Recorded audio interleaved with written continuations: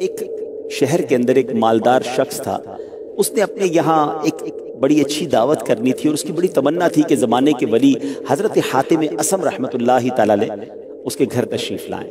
اس نے جا کے حضرت حاتم اصم کو اپنے گھر دعوت دی کہ حضور آپ کرم فرمائیں اور میرے گھر تشریف لائیں۔ تو حضرت نے پہلے تو انکار کیا، اس نے کافی ضد کی، تو کہا کہ ٹھیک ہے میں اگر آؤں گا تو میری 3 شرطیں ہوں گی۔ کہا حضور وہ شرطیں کیا ہوں؟ پہلی شرط تو یہ ہوگی کہ میں جہاں چاہوں گا وہاں بیٹھوں۔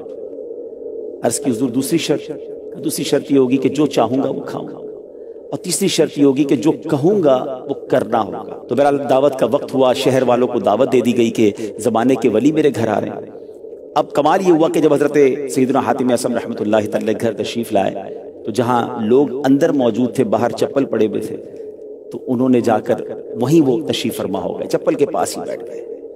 کہا حضرت آپ کے لیے دعوت سجائی ہے، سارے مہمان آپ کا دیدار کرنے آئے ہیں، اندر آپ کے لیے بیٹھنے کا انتظام بھی ہے۔ فرمایا میں نے کہا تھا کہ جہاں چاہوں گا وہاں بیٹھوں گا۔ اب کھانے کا وقت ہوا، کہا حضور اندر چلیے، طرح طرح کے کھانے موجود ہیں، جو پسند فرمائے وہ کھائیے گا۔ تو آپ نے اپنی جھولی سے ایک سوکھی روٹی کا ٹکڑا نکالا اور وہ آپ کھانے لگے۔ بڑا حیران ہوا، کہا حضور میں نے تو سارا انتظام کیا آپ کے لیے۔ فرمایا میری دوسری شرط تھی کہ جو چاہوں گا وہ کھاؤں گا۔ کچھ نہ کر سکا۔ اب وقت ہوا، دعوت کا اختتام ہوا، لوگوں نے طرح طرح کے کھانے کھائے اور بڑے مزے سے کھائے، مگر اس کے بعد اب آپ نے فرمایا کہ میری تیسری شرط کا وقت ہو گیا ہے، ایسا کرو ایک بڑا سا چولہا لاؤ اور اس کے اوپر ایک توا جو ہے وہ رکھ دیا جائے اور اسے اور خوب گرم ہونے دیا جائے۔ اس توے کو گرم کیا گیا اور آپ اپنے چپل اتار کر ننگے پیر اس توے پہ کھڑے ہو گئے، اور آپ نے کچھ اس طرح فرمایا کہ یا اللہ میں نے آج کے کھانے میں یہ ایک سوکھی روٹی کا ٹکڑا کھایا ہے، اور یہ کہہ کر آپ نیچے تشریف لے آئے۔ اور اب تمام لوگوں سے کہا، اس علاقے کے اس شہر کے بڑے بڑے امیر لوگ تھے، کہ سارے لوگ اپنے چپل اتاریں اور اس توے پہ کھڑے ہو کر آج کے دن کے کھانے کا حساب دیں۔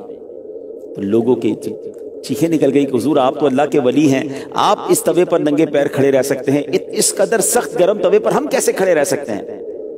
تو پھر آپ نے جو چند منٹ یا چند جملوں میں جو بیان فرمایا وہ بڑا جس کو کہیں کہ دل ہلا دینے والا اور سبق آموز تھا، کہ آپ نے فرمایا کہ اے لوگوں آج ایک وقت کے کھانے کا حساب تم اس توے پر کھڑے ہو کر نہیں دے سکتے، کل بروز قیامت تمہارے پاس وہ کون سی کرامت آ جائے گی جب سورج 1.25 میل پر ہوگا، زمین تانبے کی ہوگی، اور اس پر کھڑے ہو کر تمہیں ایک وقت کے کھانے کا نہیں بلکہ پوری زندگی کا حساب دینا ہوگا، ساری زندگی کے اعمال کا حساب دینا ہوگا۔ آپ کی اس بات کو سننے کے بعد لوگ زاروں کی طار رونے لگے، کئی لوگوں نے اپنے گناہوں سے توبہ کی۔